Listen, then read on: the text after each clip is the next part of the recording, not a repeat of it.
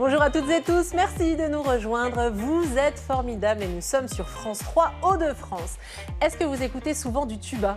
Comment non ? Après cette émission, vous allez vous y mettre, c'est sûr. Dans un instant, je reçois le nordiste Thomas Leleu. Il est l'un des meilleurs tubistes du monde. Vous allez voir qu'en plus, il a plein de talent. Il chante, il danse, bref, il dépoussière la musique classique. On verra tout ça avec lui dans un instant. Mais pour commencer cette émission, on va d'abord souhaiter un bon anniversaire à la Cité de la Dentelle et de la Mode de Calais. Le musée fête ses 10 ans et à cette occasion, il expose de la dentelle. Mais attention, une exposition qui va bien au-delà des vêtements, peintures, sculptures, vitraux. Notre dentelle est partout, c'est la Good News du jour.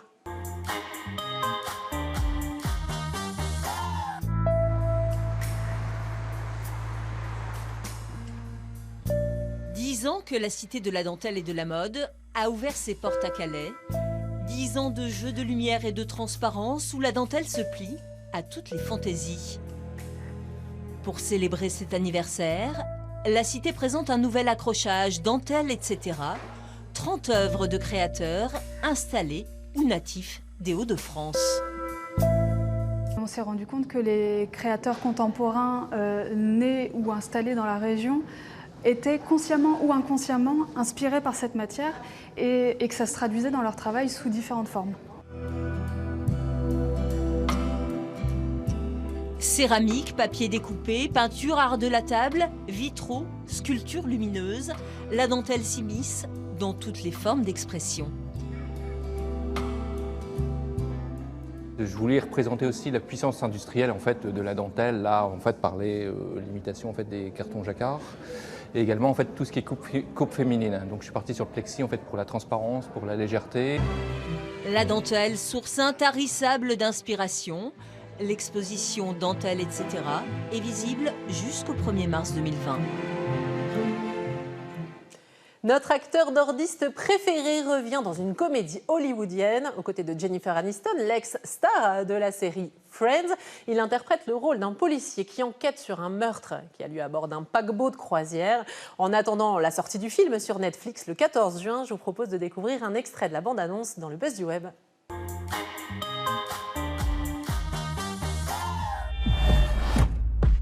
Je me présente, inspecteur Laurent Delacroix. Je vais vous demander de me suivre pour un interrogatoire.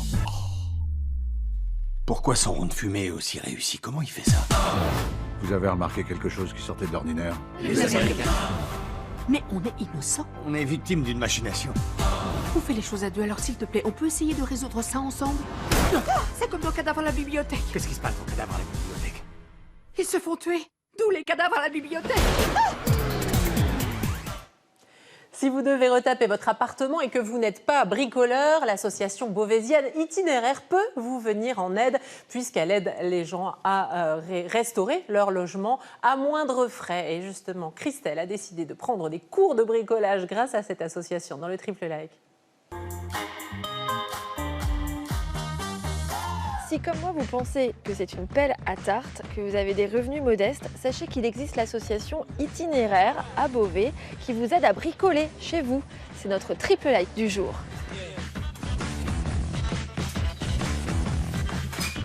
Je me trouve dans l'appartement de Marie-Cécile, retraitée.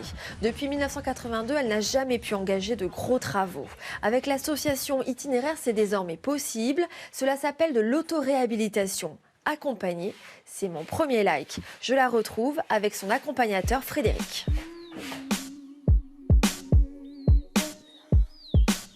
Vous êtes un peu un coach? Oui, je suis un coach technique. Ces gens, ils sont contents de vous voir? Oui, énormément, oui. Ils ont l'impression d'avoir une main tendue. Marie-Cécile, pourquoi c'est important de l'avoir avec vous?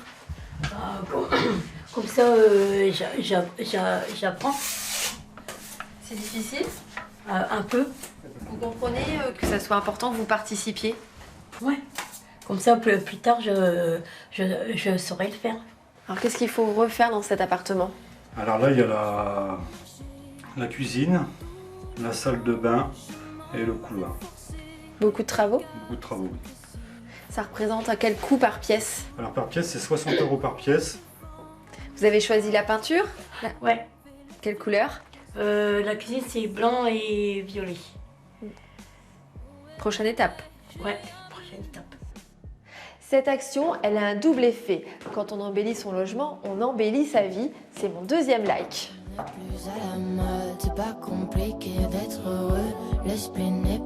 vous sentez bien maintenant ici? Ah oui, je me sens franchement chez moi, c'est propre, c'est clair, c'est bien grand par rapport à la lumière, tout ça.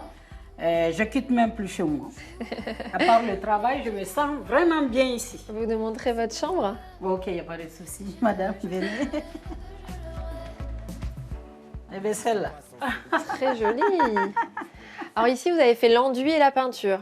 Oui, ben, quand on a débuté les travaux, on a mis la ponceuse un peu partout. C'était sincèrement insalubre. Donc la couche d'impression seulement, tout ça avec, c'est la peinture qui cache les saletés. Il n'y a plus d'odeur, tout ça. Ben, je dors bien. Je suis fière des itinéraires de moi-même. Dans les quartiers de Beauvais, l'association a aidé 150 familles aux revenus modestes. En 4 ans, c'est mon 3e like. Margot, vous ne comptez pas vous arrêter là?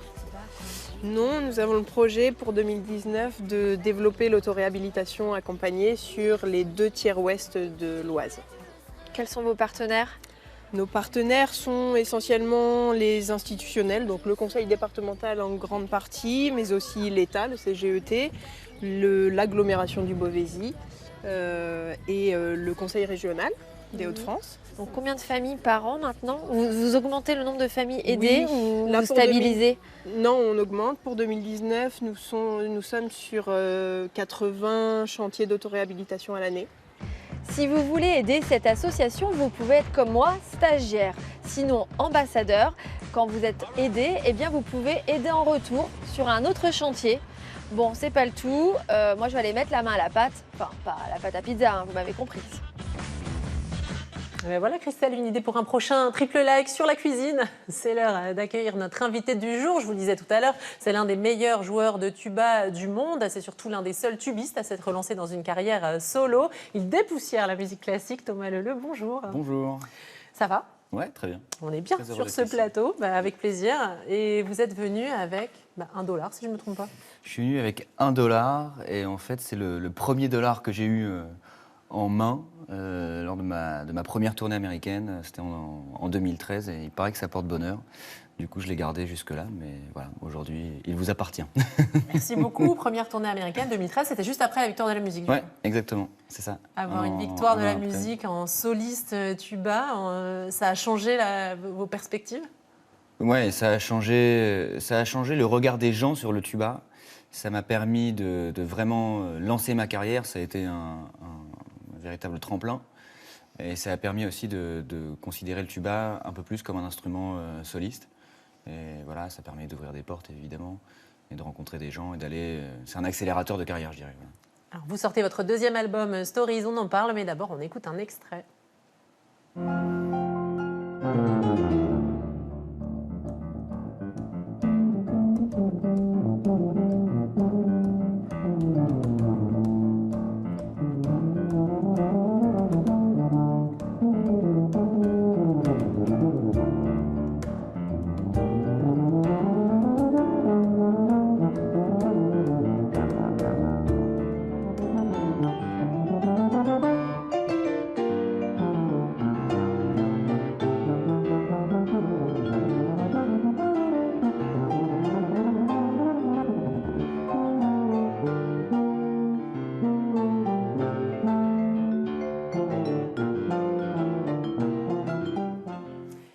Thomas Leleu, vous êtes issu d'une famille nordiste de musiciens. On a déjà reçu votre frère Romain sur ce plateau qui lui joue de la trompette. Il est d'ailleurs lui aussi l'un des meilleurs du monde.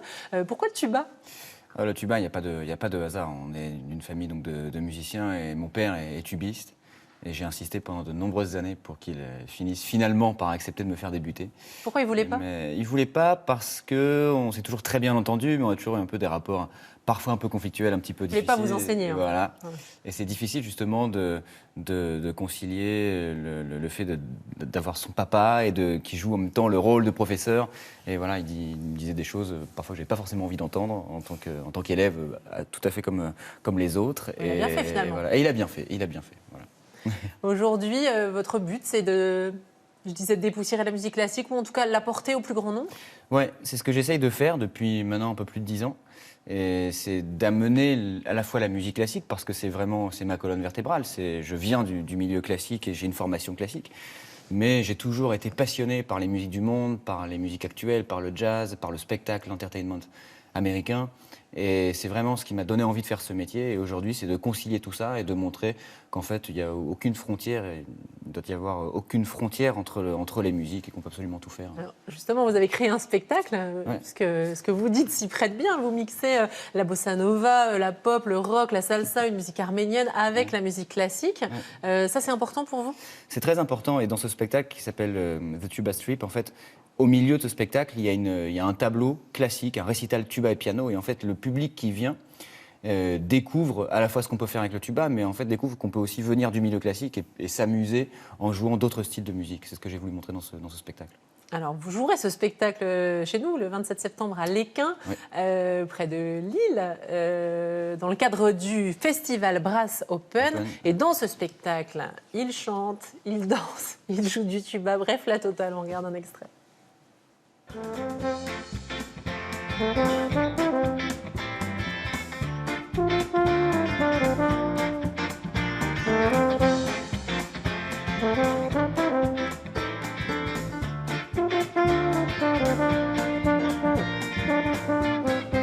Regarde-moi, ne vois-tu pas que perdu dans l'obscurité, et malgré nos opposés, je cherche ton éclat.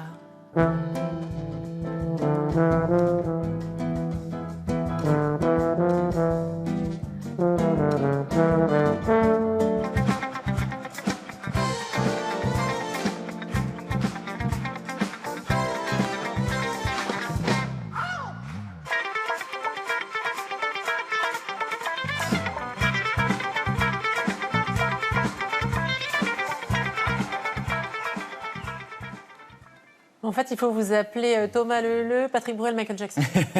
C'est ça, hein? Non, c'est très inspiré, évidemment, la chanson qu'on a vue de Patrick Bruel, mais c'est un peu un clin d'œil. C'est un spectacle familial. Quand on le voit comme ça, on a envie d'y aller en famille, ça a l'air accessible à tous, plutôt festif. C'est très festif, et justement, c'est ça qui est drôle, c'est qu'on se fait souvent la réflexion avec l'équipe, les musiciens et le metteur en scène, c'est que le public qui vient nous voir n'est absolument pas le public habituel de la musique classique. C'est un public beaucoup plus jeune, c'est très familial, il y a plein d'enfants. Et ça leur donne aussi une autre vision de la musique, je pense. Et vous, ça vous parle, puisque vous êtes parrain de l'opération Un orchestre à l'école, pour une école de Villeneuve-d'Ascq, dans la métropole lilloise. Ça aussi, toujours dans l'idée de transmettre? Oui, moi, c'est une chose qui me tient vraiment à cœur, d'amener la musique dans les quartiers un peu oubliés, et de rencontrer des jeunes, des enfants.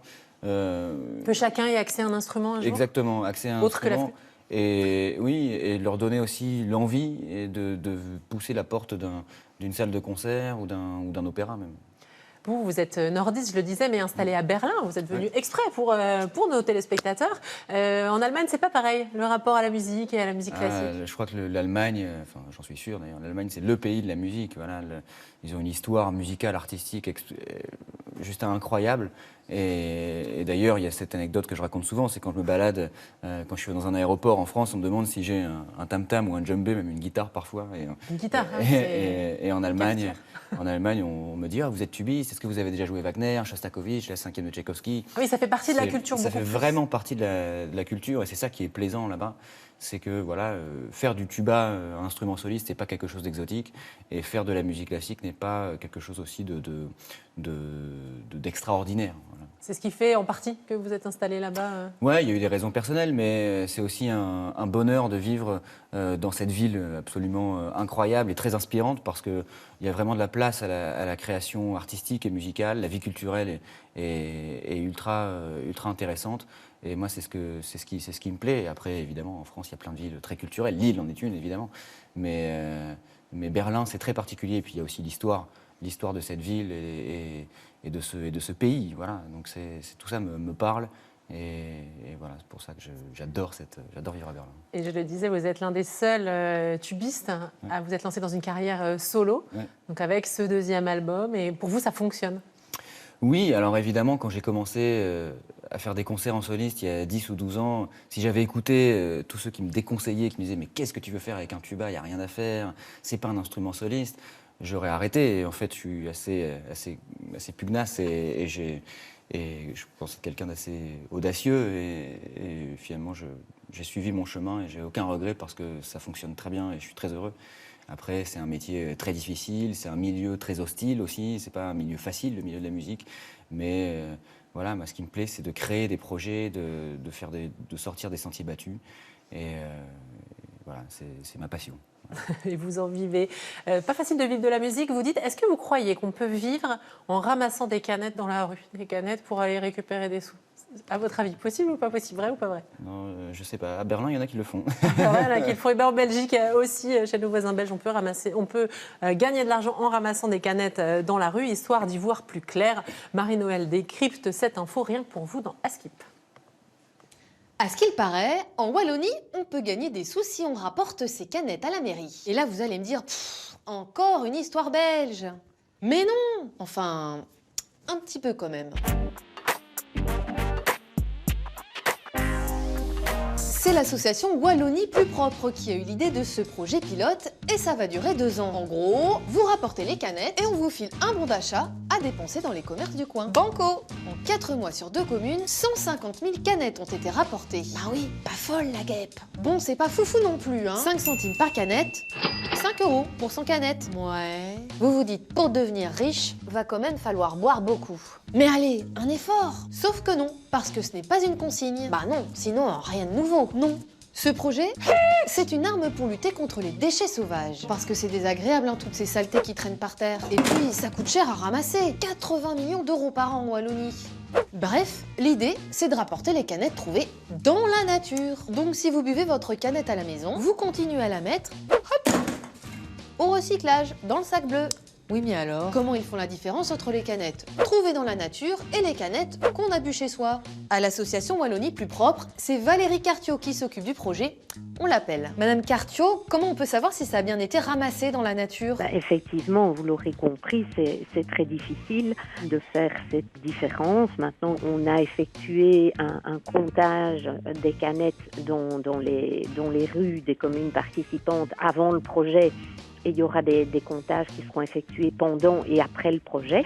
Et en parallèle, il y a des comptages qui sont effectués au niveau du sac bleu. Eh ben, ça en fait du monde. L'asso a investi 500 000 € pour financer quelques machines.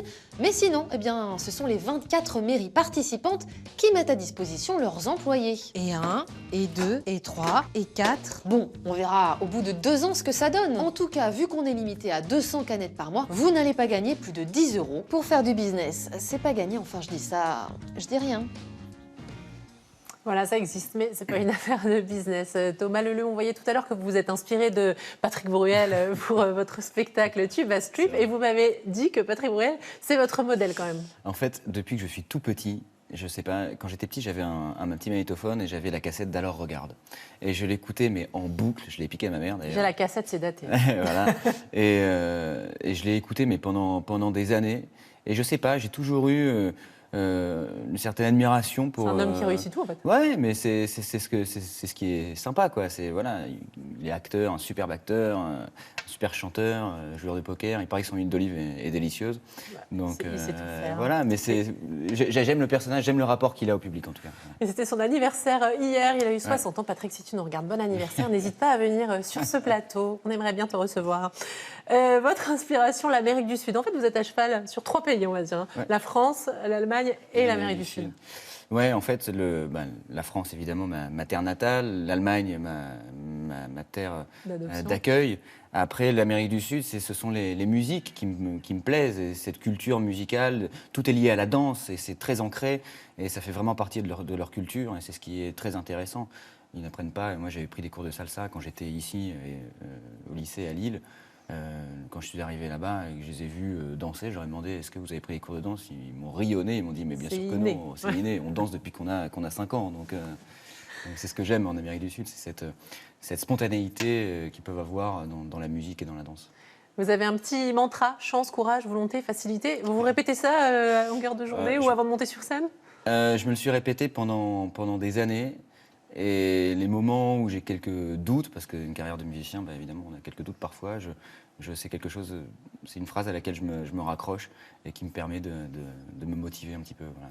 Et quand vous avez un coup de stress, vous m'avez dit, vous descendez le diaphragme. En fait, vous respirez. Ah ouais, je respire, je prends des... Évidemment, en fait, quand on joue d'un instrument, quand un instrument avant, il y a une technique de respiration et on descend le diaphragme et ça calme. Voilà. Alors, un questionnaire à tirer au sort. Quelle couleur? Le vert. C'est jaune, hein, mais vous pouvez le voir Ah, vert c'est si jaune vous voulez. Pardon. Ouais. Enfin, c'est comme vous. C'est jaune, vert. Allez, va pour vert. L'interview de rêve. Vous êtes prêts? Oui. Allez, attention, c'est parti pour l'interview de rêve de Thomas Leleu, qui est donc daltonien. Le métier que vous rêviez de faire quand vous étiez petit? Patrick Bruel. Ah oui, c'est un beau métier. Alors attention, la star que vous rêvez de rencontrer? Ah, j'ai cru qu'il allait dire Patrick Bruel. Non, la star que je rêverais de rencontrer... Bon, allez, Bruel. Non, j'ai déjà rencontré en plus. Non, je sais pas. Et Jean Dujardin, j'aime bien Jean Dujardin. La personne avec qui vous aimeriez faire un duo pour continuer à dépasser la classique? Mathieu Chédid. Ouais, pourquoi lui? En fait, il a fait pas mal de choses avec plein d'artistes justement qui sont issus du classique. Et je le connais pas, mais il semble être quelqu'un de très ouvert. Et j'adore ses chansons, son univers. Il a créé un véritable personnage, c'est un vrai créateur. Mais regarde cette émission, hein, Mathieu, on t'attend sur ce plateau. Également, le meilleur lieu pour vous pour rêver? Le meilleur lieu pour rêver sur mon bateau. Vous avez un bateau? J'ai un bateau à moteur. Vous emmenez votre tuba sur le bateau? Ça m'est arrivé, ouais. Vous l'emmenez partout comme ça? Mon tuba? Ouais. Oui. Sauf quand vraiment je peux pas, j'emmène juste mon embouchure. Faut lui prendre une place dans l'avion en fait. Ah oui, je voyage avec un extra site. Merci beaucoup Thomas Leleu d'être venu sur notre plateau et d'avoir répondu à toutes ces questions. C'était un plaisir de vous recevoir. Prochaine date, donc le 27 septembre à l'Équin, Tuba Strip à ne pas manquer et à voir en famille. Notre photographe du jour s'appelle Jérôme Lotten. Il a 46 ans, il vit à Arras. Il n'aime pas s'enfermer dans un style, donc il s'essaye à plein de choses. Un peu comme Thomas d'ailleurs. La macro, le portrait, la composition. Et par exemple, associer un monument avec la lune ou un coucher de soleil. Il fait aussi de l'astrophotographie et il fait ça avec son fils Julien. Et nous, on aime assez le résultat. D'autres très belles photos sont à voir sur son compte Instagram. Quant à vous, n'hésitez pas à nous envoyer vos photos à vous, de belles photos de la région par mail vef@francetv.fr. On va faire une photo aussi. Je suis moins experte que nos photographes, mais bon, je vais réussir à faire un selfie quand même. Voilà, merci beaucoup Thomas d'être venu sur ce plateau. Tout de suite, vous le savez, vous avez rendez-vous avec toute l'équipe d'Ensemble c'est mieux, Anne-Sophie Roquette, Thibaut Russmann, qui vous feront découvrir à Compiègne Arc-en-Ciel, un lieu où vivent à la fois des personnes en situation de handicap et des valides. Et moi, je vous donne rendez-vous demain à 10h20 en direct avec un rappeur. Ça changera, de la musique classique. Rappeur amiénois, Taizi, la figure montante du rap français. Il a été révélé à 15 ans et aujourd'hui, à 19 ans, il sort son album 22 titres et un clip tourné à Amiens. Car oui, il est toujours amoureux de notre région.